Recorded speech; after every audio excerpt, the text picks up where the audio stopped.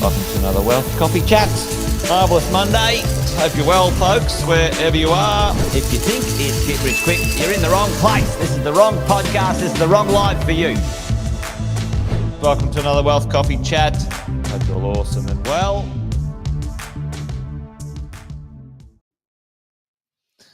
Good morning, everyone.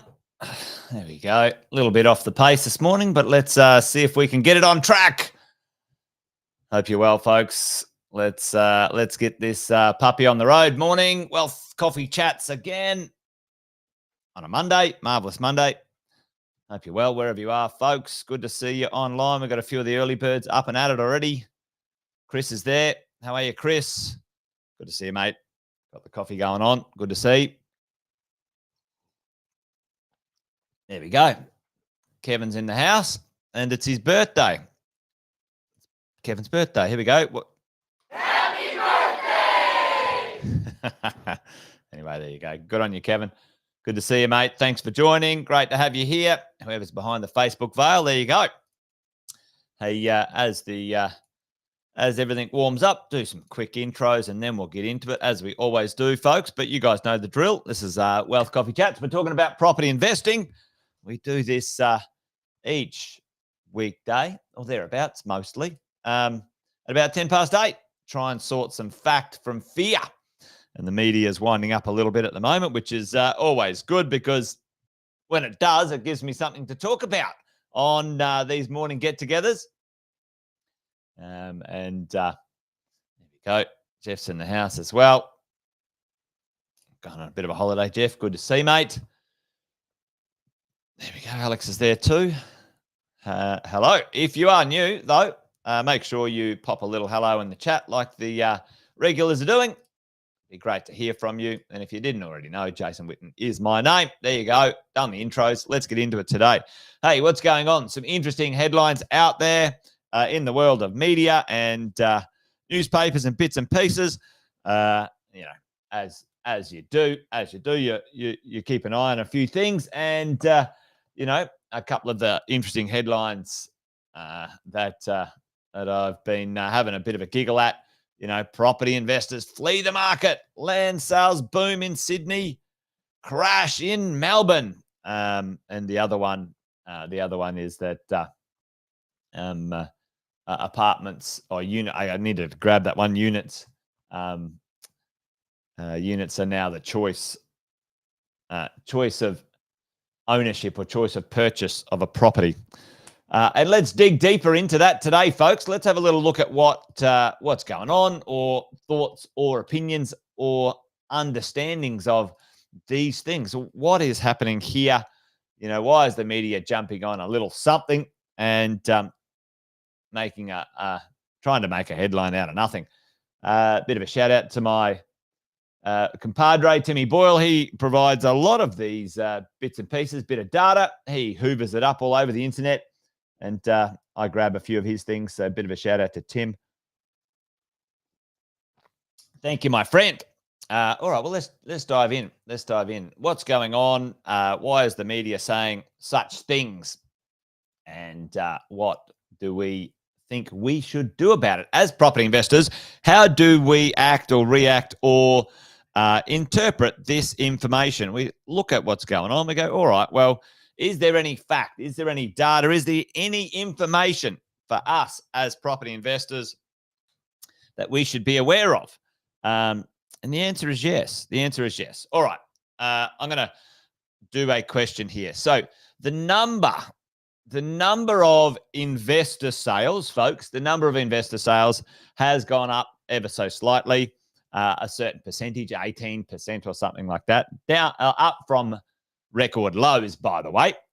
However, what happens? So tell me, investors flee the market. Investors flee the market. Now, I want you sitting at home, wherever you are, I want you to work with me and say, all right, what happens when investors sell?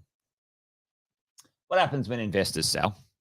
And by and large, let's say they're selling things that, selling properties that not working for them as an investment. Okay, the cash flow might be a bit low. The pressure might be there. Maybe the growth hasn't happened for them. Maybe their personal lives. You're already onto it, Alex. And this is the part where, this is the flip side of what's going on and happening, folks. Who's buying those properties? So by and large, who's purchasing those properties? Yep. Leases and rents go up, right? You're dead right, Jeff. You're dead right, Alex, right? So it's actually a sad day. It's actually not a great time, not great at all for the rental market when property investors sell. Now, I would, what's my nickname for people who buy properties in the good time and sell them when it's a little bit tough? Anyone know what my nickname is for those individuals? I wouldn't call them property investors. Sometimes people might get offended by it, but someone who only buys if things are going to go up forever and never have a pause or a bit of a downtime, they're not investors at all. They're not. Alex is on it. Yeah, that good work, Chris. They're good time Charlies. Oh, I'm only going to add tin pot turkeys. I think the tin pot turkeys are the damn politicians, mate. They're Muppets or tin pot turkeys for sure, Jeff. Now listen, I say this to be a little provocative and offensive because property investing is not easy. And if you get into it thinking that it's only ever and up, and you got your head firmly stuck where the sun does, folks. That's not real. That's not real life. That is completely not what's going on. Who don't understand property certainly is a create. You need to stick at it. There you go. Anyway, if you're selling because you have to and you're snookered, fine. Fine, learn from that and move on. But those who are selling, it didn't go up in value. What's your problem? Like the concept of investing is medium to long term. The wealthiest people in the world, you go speak to, anyone who understands long term. It's about the ownership over a long time and creating cash flow to support the acquisition of those assets. But anyway, I'm getting off track as I normally do. The good time Charlies are leaving. Some of them are good riddance as far as I'm concerned, because what they do is they sell properties for less than they're worth.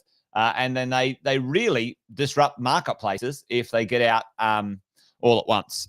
But that's not happening right now, by and large, unlike in the GFC. So what's going on, folks? Well, this is what's happening. This is what's going to happen for this. This is what's going on, right? Rentals, being sold, a small increase from last year, a few percent. But what's happening, ladies and gents, is that the number of properties available for renters, right? Because, by and large, renters might not be able to afford the properties, are leaving the market. So here's my call, and that's why we saw just recently, the vacancy rate again be at record lows around the country, because the existing properties on the market for rent are dwindling because landlords are being a bit squeezed by high interest rates and not the right psychology nor the right financial organization. They're not organized financially enough to sustain, some small adjustments in the marketplace for a couple of years. So they're selling. That now is being purchased by owner-occupiers who've got no other choices. They've been sort of sitting there for 12 months, 18 months, maybe even longer, waiting for properties to come on the market. A little bit more choice now. They're being snapped up. Voila, that's happening. It's happening, folks. That's going to push rents up. Less rentals, rents go up. End of story. Alex and Jeff are on that all over it. All right, what else is going on then? Land lot sales. Land sales boom in Sydney and crash in Melbourne. Interesting times. Why are things crashing in Melbourne? Well, they're not crashing in Melbourne. That's rubbish. However, what did Victoria do? The hits just keep on rolling for the the state of Victoria. One day, they'll get some politicians, not tin pot turkeys, Jeff, not tin pot turkeys, absolute muppets down there. What did they do, folks? What has really affected the psychology of investors and property owners in Melbourne, folks? Do you guys know what happened end of last year? I don't know if you remember. It feels like a long time ago, doesn't it? 2023 feels like forever ago. Chris is on it. You're all over it, Chris. You're all over it. They changed land tax rules. Now, when you do the calculation, folks, it's not a lot of money. It's not. In the scheme of things, it's hundreds of dollars, maybe $1,000, right? Right. But what happened? The psychology of those who react in fear, and don't do the calculation. I've got a very good rationalization process that I use. According to who? So what? Now what? Right? So land tax went up. According to who? Okay, that's facts. I'll go find it out. Okay, so what? So what is, let's quantify it. It went up $900. Is that going to end the world? Let's just check in on my facts on Melbourne. Major city, big population, recovering from the worst COVID lockdowns in the world. Attractive city, immigration, jobs, blah, blah, blah. I'm pretty good. Yep. You're dead right, Chris. So it gets people into the future. You're right. What do we do as property investors to manage some of our land tax stuff? Well, you guys know the drill. Land tax is around and we diversify, right? So you check in. So what? How much is it? What's it going to look like? Would that mean I shouldn't invest there? Yes or no? Maybe. Who knows the answer? You work the answer out and you go for it. What does it do, though? What does it do? Well, here's what it does. Tell me what the opposite side, just like the number of rentals, what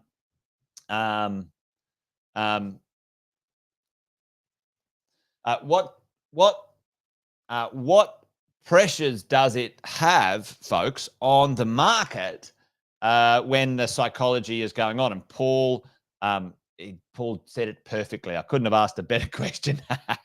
So tell me, what happens? What happens? Let's say what's happening in Melbourne compared to Brisbane, folks.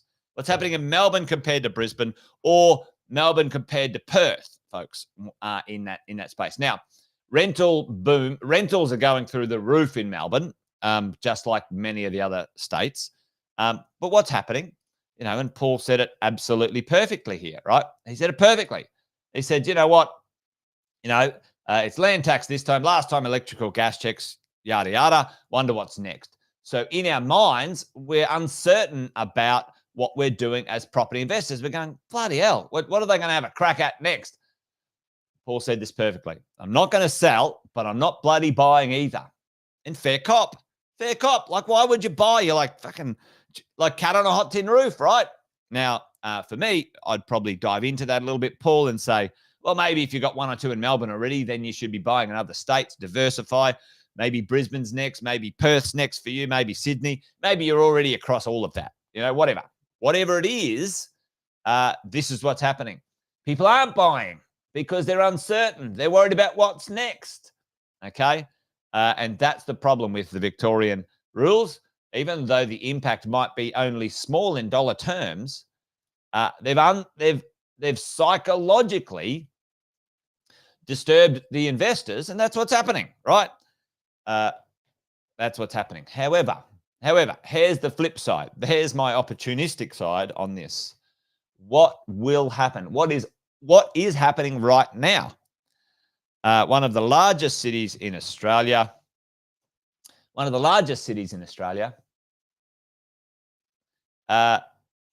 Is now one of the cheapest to buy a new house built in that state, in that city. Now, don't miss the value of that, folks. Don't miss the value of that. Other places, Adelaide. Adelaide. It's the same price to build a house, to buy some land, build a house in Adelaide than it is in Melbourne. Go figure, folks. So there you go. So on the flip side, now, is there value in that? Can you make that work? Those are other questions. But one of the largest cities in Australia, economically quite sound and strong, politically a bit of a mess. That will change. It will get fixed up. Melbourneites won't take this laying down. They'll have a fight back. Anyway, that's the way I see things in this situation, folks. That's what's happening. Those of us who are unsure about what's going to occur are holding back in fair reasoning. What will they bloody do next is the conversation. And the challenge is that, folks, the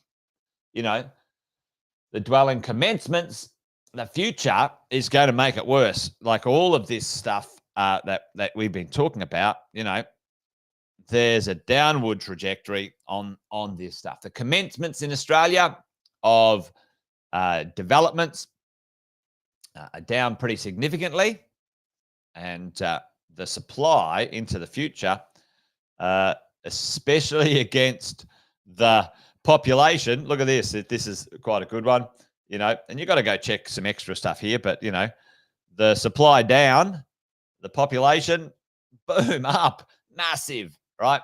And a lot of those, we talked about this the other day, didn't we, folks? We talked about the number of students coming into the country, right? And sort of they're back, but they're not leaving because there's this 3 to 4 year cycle, et cetera, et cetera, et cetera, right?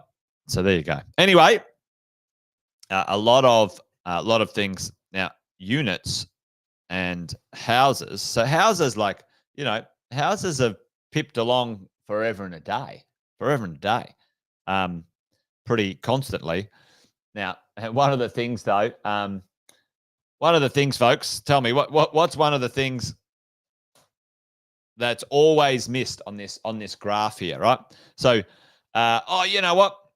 This is the other thing. Oh, we're going to build, a million houses in. We're going to build a million houses in the next 5 years. When have we ever done that? Look, on this graph here, when have we ever built 1 million houses, folks. When's it ever happened? It's never bloody happened in Australia's history, right?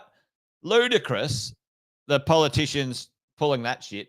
You know, I'm amazed that there's not one newspaper have said, hang on, folks, hang on. You know, Mr. Prime Minister, you see you're going to build 200,000. There's no, you know, there's no evidence that we've ever done it. Ever. The total average, you know, or here we go, maybe up there, 200. Our record one time. However, the thing in here that I love to show everyone is the population in 1984, folks. The population, I think, was like 12 million. 12 million. 12 million people were building 100,000 houses in 1984. What's the population now? What's the population now, folks? 27 million people. 27 million people. How many houses are we building? Still 100,000. It's never put in that context. Maybe someone can check 1984. Was it 12 million or 16 million or something like that? But it certainly wasn't 27 million, folks. So there you go. The media like to jump on things. I always have a little look at what's going on, folks. What's going on for you, for me, for us as property investors, and sort of say, hey, listen, is there any fact in there? Is there any data? Is there any stuff? And you know, what can we understand about those movements? More investors are selling their properties. That's taking rentals out of the market. Sad for those who are looking for rents. That's only going to put more pressure on the rents that exist. Less completions and less investors buying off the plan. Now, owner-occupiers, that's what I didn't say. Owner-occupiers, by and large, historically, were a very small portion of those who purchased pre-construction property, right? Those who bought property to market. Very small portion in comparison. So, you know, investors are being chased away through stupidity from governments like Victoria with land tax, you know, grabs. And high interest rates, you're not going to bring much more property to market. That's what happens as well. So there you go. What does it mean? Well, it means if you own some real estate in the right spot, you're going to be okay. Manage your cash flow, as you always need to do. And for my money, if you're in the acquisition phase, there's a couple of spots to buy that are going to be really good. So don't miss out. Don't miss out. Sam's talking about this cost push. I might do that in the next couple of days, actually. Anyway, I'm just rabbiting on now. Done and dusted, folks. Good to see you. Thanks for joining me on the live stream. See you tomorrow. Join me for another one. Same time. We'll do it again. 8:10. You guys know the drill. So yeah, let's do that. All right, folks. That's it from me. Bye now. Cheers.